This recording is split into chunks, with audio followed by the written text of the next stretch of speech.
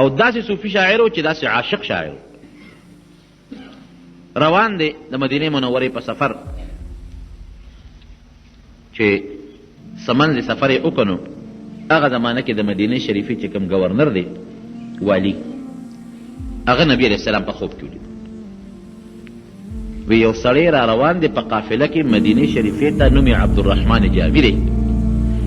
دې بند که چې دې مدینې شریفې ته رانشي.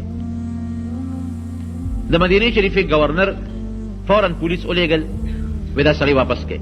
قافله را روانه وه، هغه ځای کې تپوس یې وکړه عبدالرحمن جامي پکې شته؟ وی او دا سړی دی. وی تا ته د مدینې په حدودو کې د داخلېدو اجازت نشته. گورنر صاحب وایي دې به نه پرېږدو، ته مهرباني وکړه واپس ځه. ډېره ښه ده جي، واپس یې چې واپس یې کړو، دا پولیس والا را واپس شو، نو هغه بیا را روان شو. په سبا شپې له گورنر بیا خوب ولیده. وی ګوره تا ته ما وی چې دا سړی مه را پرېږده او تا بیا را پرېښوده. وی حضرت ما خو کسان لېږلي دي، زه به بیا ولېږم. سهار بیا پولیس والا ولېږل، دا سړی واپس کړه، او که واپس نه شو نو ګورې پویه که بیا جیل کې اچو. پولیس والا بیا په لاره کې ورلل، وی ګوره تا ته مونږ پرون ووې، ته مو واپس کړې، گورنر صاحب حکم دی چې ته به نه راځې مدینې شریفې ته. ته واپس نه شوې او که دې د پاس هم رالې نو بیا به دې ګورې خیر نه. پولیس والا رالل، اطلاع ورسوله. په درېیمه شپه نبي علیه السلام بیا د گورنر په خوب کې وی ګوره تا ته ما نه وي چې دا سړی واپس کړه، خو هغه دې را روان دی. گورنر صاحب پولیس والا ته حکم وکړ چې دا عبدالرحمن جامي گرفتار کړي، دې نه سمېږي، مونږ یې واپس کوو، دې نه واپس کېږي. پولیس داړل سړی یې گرفتار کړ چې جیل کې واچو. د شپې بیا گورنر نبی علیه السلام په خوب کې ولیده، وی تا ته ما څه ویلو چې دې جیل کې واچوه؟ تا ته ما نه وي چې دا سړی واپس کړه، نو ته جیل کې اچې، دې مجرم خو نه چې جیل کې اچې. وی حضرت څه وکړم ورسره؟ نو هغه خو نه منې کېږي، راځي او تاسو وایئ چې مې پرېږدی، نو ما جیل کې واچو. ولې حضرت دې نه پرېږدی؟ جیل کې بیا پې ولې خفه کېږې؟ وی دې مجرم نه دی، ګناهګار نه دی چې دې جیل کې اچې. وی حضرت منې کوې؟ ولې؟ وی ځکه یې منې کوم چې دې یو نظم جوړ کړی دی، یو قصیده، یو نعت یې جوړ کړی دی، او دې به راځي، هغه نعت به زما د قبر مخکې وایي ما ته مخامخ، او داسې خشته مزیدار نعت دی بهترین چې که دا نظم یې په خوږ اواز زما د قبر مخکې ووې، ممکن ده چې د قبر نه لاس راوباسم او ده سره ستړي مشي وکړم، یو فتنه به دې جوړېږي.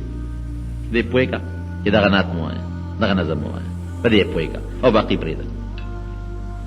نو زمونږ د طالبانو پخوا یو کتاب وی یوسف زلیخا، د فارسي یو کتاب، د ده هغه نظم د هغې په سر کې شته، ډېر اوږده اشعار دي. یو ټکې پکې داسې هم دی، ما نه یریږي بیرون آور سر از برده یمانی، بیرون آور سر از برده یمانی که روی تست صبح زندگانی.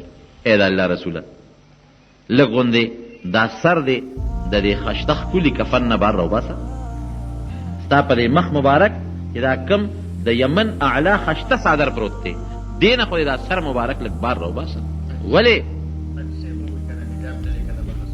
بلکل دا مخ مبارک دی لږ غوندې د دې یمني څادر نه خو بار راوباسه. ولې؟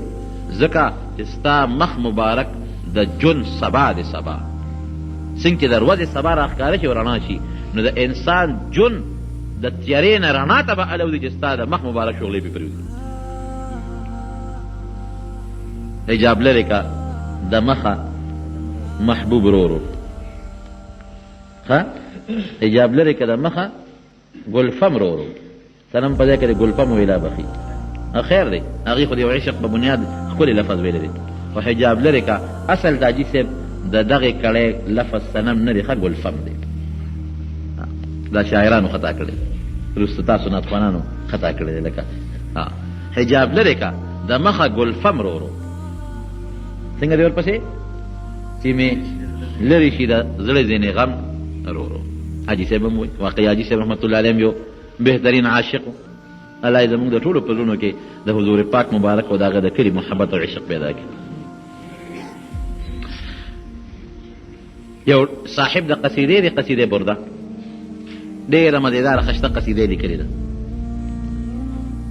نو دا قصیده چې دا قصیده برده دا سړی چې و نو دې په خپو باندې دغه و دا شل په دواړو خپو باندې شلو، او ده به د بادشاه په صفتونو کې نظمونه لیکل. د یو بادشاه به یې ولیکه، د بل بادشاه، ته به دې بادشاهانو له او چې هغه نظم به د بادشاه په خوا دا رواج و شاعرانو بشیرونه جوړول او بادشاہ ته به دربار ته لاړل، هغه نظم به پیش کړي، بادشاہ به انعام ورکړي.